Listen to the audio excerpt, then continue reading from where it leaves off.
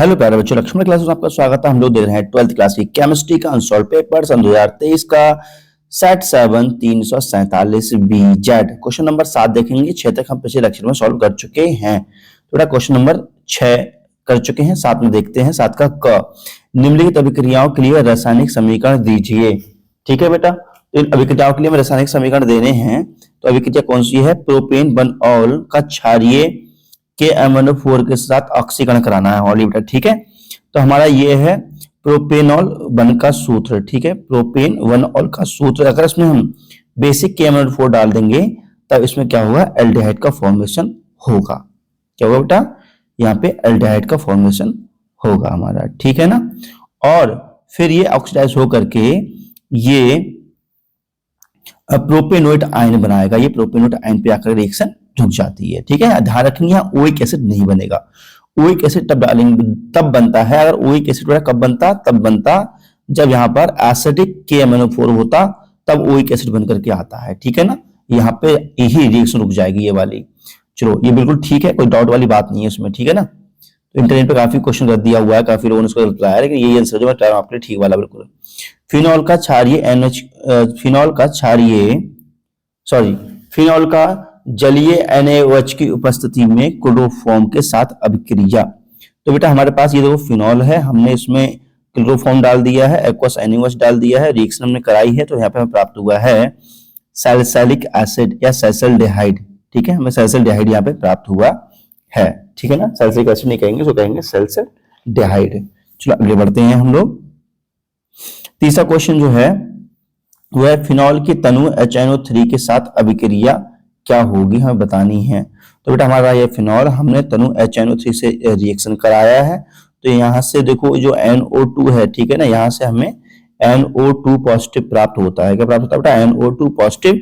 और जो फिनॉल जो होता है ये ऑर्थो एंड पैरा डायरेक्टिंग होता है, तो ये ऑर्थो पे और पैरा पे लग जाएगा, ये ऑर्थो पे ये पैरा पे लग जाएगा। और ये हमारा जो पैरा वाला होता है ये मेन प्रोडक्ट होता है। बेटा ध्यान रखेंगे, पैरा वाला हमेशा मेन प्रोडक्ट होगा, इस बात को आप लोग याद रखेंगे। ठीक है ना, क्योंकि पेपर में पूछ सकता है कि इनमें से कौन सा मेन प्रोडक्ट होगा, तो हमेशा पैरा वाला ही मेन प्रोडक्ट माना जाता है। ठीक है, चलो अगले बढ़ते हैं हम लोग। अगला क्वेश्चन देखते हैं। अगला क्वेश्चन क्या कह रहा है?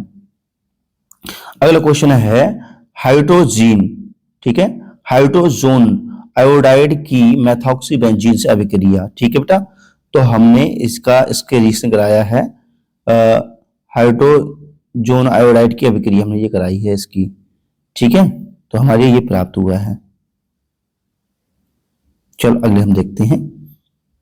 प्रोपेन 1 से प्रोपॉक्सी का बनना। ठीक है, प्रोपॉक्सी प्रोपेन का बनना, तो हमने ये 1 के हमने एसिडिक मीडियम में रिएक्शन कराई, तो हमारे ये प्राप्त हो गया है। ठीक है, चलो अगला हम देखते हैं इसका अथवा वाला है निम्नलिखित परिवर्तनों को किस प्रकार किया जा सकता है? केवल रासायनिक समीकरण देना है। मेथिल मैग्नीशियम क्लोराइड से प्रोपेन 1 हम कैसे बनाते हैं? तो बेटा इसकी हम रिएक्शन ग्रिग्नार्ड रिएजेंट से करा देते हैं। तो ग्रिग्नार्ड रिएजेंट बहुत ही आसान है, इसको समझने का प्रयास करेंगे। बेटा देखो, जैसे कि यहाँ पे यहाँ पे H ये है फॉर्मल्डिहाइड का इसका सूत्र है। ठीक है, और जो है C2H5 MgCl ये ग्रिग्नार्ड रिएजेंट का सूत्र है। तो देखो ये आंसर रूप से पॉजिटिव होगा, क्योंकि ये क्या चीज है? ये है हमारा मेटल। जो मेटल होता है पॉजिटिव होता है, और ये कैसा होता है? आंसर रूप से नेगेटिव होता है। तो ध्यान देंगे, ये इधर आएगा तो ये नेगेटिव हो जाएगा, और ये इसकी तुलना में पॉजिटिव होता है। ठीक है ना, तो नेगेटिव वाला कहाँ जाएगा? पॉजिटिव की ओर, ये इधर को चला जाएगा, और Mg वाला जो है वो यहाँ अटैच हो जाएगा, इस तरीके से अटैच हो जाएगा बेटा। ठीक है ना, तो देखो हमने ये जो चीज हमने कहा था ये चीज यहाँ आ जाएगी, तो ये चीज तो यहाँ लिख दी है, और Mg वाला है O से कनेक्ट हो गया। उसके बाद में हाइड्रोलिसिस कराया है, जल अपघटन कराया है, फिर जो वाटर मॉलिक्यूल है, देखो यहाँ पे वाटर मॉलिक्यूल ने ब्रेकिंग की है, तो हमारे ये प्रोडक्ट यहाँ पे प्राप्त हुआ है। ठीक है ना, रिएक्शन को नोट कर लेंगे, समझ में आ गया होगा, पूरी उम्मीद है मुझे। चलो अगर हम देखते हैं, मेथिल मैग्नीशियम ब्रोमाइड से 2 मेथिल प्रोपेन 2 हमारे लिए प्राप्त करना है। तो बेटा ध्यान देंगे, इसकी हम कीटोन से रिएक्शन करा देंगे, इसी प्रकार से भी समझाई थी, तो हमारे ये प्रोडक्ट प्राप्त हो जाएगा। ठीक है ना, चलो अगले देखते हैं। हमारा जो है वेंजिल अल्कोहल से वेंजोइक एसिड, ठीक है ना, ओइक एसिड हमारे लिए प्राप्त करना है तो हमने बेसिक KMnO4 डाल देंगे, ऑक्सीडाइजिंग एजेंट होता है ये वाला, ठीक है ना। तो बेसिक KMnO4 डाल देंगे तो यहाँ पे हमारा प्राप्त होगा KMnO4, फिर हमें बेसिक की उपस्थिति में यहाँ पे ओइक एसिड हमारे लिए प्राप्त हो जाएगा यहाँ पर, ठीक है। चलो अगले बढ़ते हैं हम लोग। अगला है फिनॉल से पिक्रिक अम्ल। फिनॉल से पिक्रिक अम्ल, तो फिनॉल की अभिक्रिया कंसंट्रेट HNO3 से कराते हैं तो हमारे लिए पिक्रिक एसिड प्राप्त हो जाता है। इंपोर्टेंट रिएक्शन पूछी जाती है ये। प्रोपेन टू ऑल का निर्जलीकरण हमारे लिए करना है बेटा, ये है प्रोपेन टू ऑल, देखो meth eth propane two ol का हमें निर्जलीकरण करना है तो हम इससे H3PO4 से रिएक्शन करा देंगे तो हम ये एल्कीन प्राप्त हो जाएगी। इस प्रकार निर्जलीकरण इसका हो जाता है। फिर अगला क्वेश्चन है, क्या होता है जब केवल रासायनिक समीकरण देना है एसिटाल्डिहाइड की तरह NaOH से विक्रिया करता है। ये हमारा ये बेटा एसिटाल्डिहाइड है हमारे पास, ठीक है ना। और इसकी हमें रिएक्शन करानी है, किस रिएक्शन करानी है बेटा, तनु NaOH से रिएक्शन करानी है, ठीक है। तनु NaOH रहा हमारा, तो इस प्रकार से रिएक्शन होती है, हमारे लिए ये प्राप्त हो जाता है, ठीक है, जिसे हम कहते हैं एल्डोल। क्या कहते हैं बेटा, हमें एल्डोल प्राप्त होता है। एल्डोल को कहते हैं कि उसमें एक एल्डिहाइड ग्रुप है और एक OH ग्रुप है, इसमें हम एल्डोल उसको कहते हैं, ठीक है ना। तो चलो अगले बढ़ते हैं हम लोग। अगला क्वेश्चन है हमारा, अगले क्वेश्चन में कहा गया है कि एसीटोन को ठोस वेरियम हाइड्रोक्साइड के साथ गर्म किया जाता है तो क्या बनता है। तो बेटा इसके साथ में जब हीटेड किया है तो हमारे लिए ये कंपाउंड प्राप्त हुआ है, ठीक है, जिसका नाम है मेथिल 4-हाइड्रोक्सी पेंटेन 2-ऑल। अगला हम देखते हैं, फॉर्मल्डिहाइड सांद्र NaOH के विलयन के साथ अभिक्रिया करता है तो क्या बनता है। बेटा हमारे पास ये है फॉर्मल्डिहाइड कंसंट्रेट NaOH के साथ रिएक्शन कराएंगे तो हमें मेथिल अल्कोहल प्राप्त होगा और HCOONA प्राप्त होता है, ठीक है। चलो अगले बढ़ते हैं हम लोग। अगले जो क्वेश्चन है वो है एसिटिक अम्ल एथेनॉल के साथ अभिक्रिया करता है H2SO4 की उपस्थिति में क्या बनता है, ठीक है ना। तो इन दोनों की रिएक्शन कराते हैं, इसको एस्टरीकरण कहते हैं तो हमारे लिए एस्टर प्राप्त होता है, ये हमारा एस्टर रहा, ठीक है ना।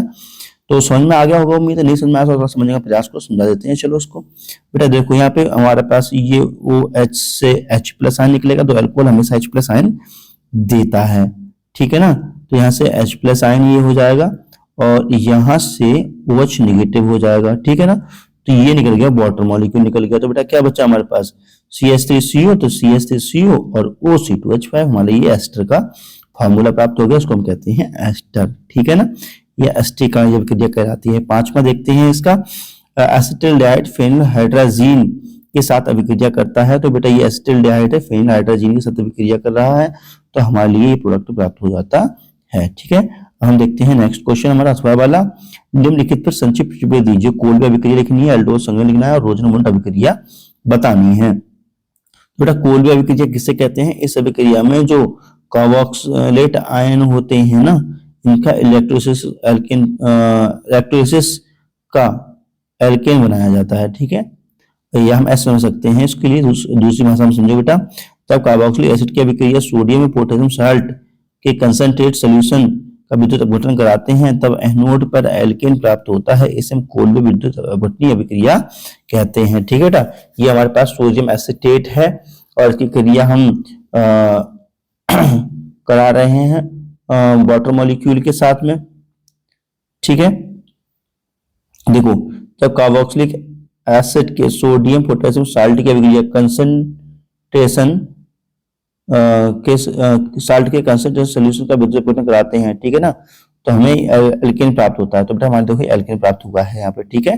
अब एल्डोल संग्रहण क्या होता है, एल्डोल संग्रहण, एल्डोल संग्रहण से पहले हम देखो कि अल्फा हाइड्रोजन किससे कहते हैं। अल्फा हाइड्रोजन वो होते हैं जैसे ये कार्बोनिल ग्रुप है, ठीक है।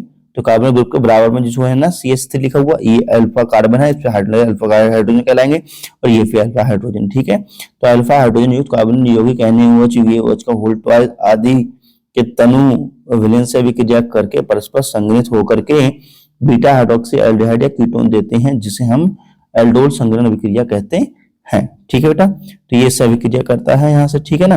तो हमारे ये प्रोडक्ट प्राप्त होता है जिसे हम बोलते हैं एल्डोन कंसंट्रेट एल्डोन संघनन अभिक्रिया, ठीक है ना। तो ये प्राप्त होता है। अब बात हम करेंगे रोजनमुंड अभिक्रिया की। रोजनमुंड अभिक्रिया क्या होती है, तो ये है रोजनमुंड अभिक्रिया, ठीक है। तो वीडियो लगे आपको अच्छा लगा उसका लाइक कर दिए, कमेंट मिलते हैं नेक्स्ट वीडियो में और सन 2024 के क्वेश्चनों के साथ। नमस्कार, जय हिंद, वंदे मातरम, बाय बाय।